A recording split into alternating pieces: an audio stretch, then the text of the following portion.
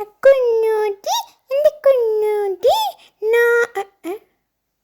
നീ എന്നോട് കുഞ്ഞൂട്ടിയെ, നീ അല്ല കുഞ്ഞൂട്ടി, പോ.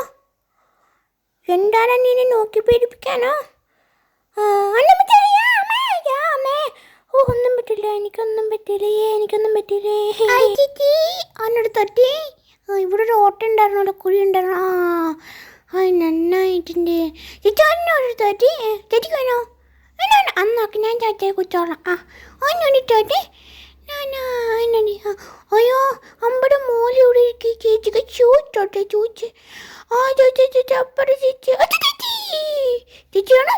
ചേച്ചി വേണോ?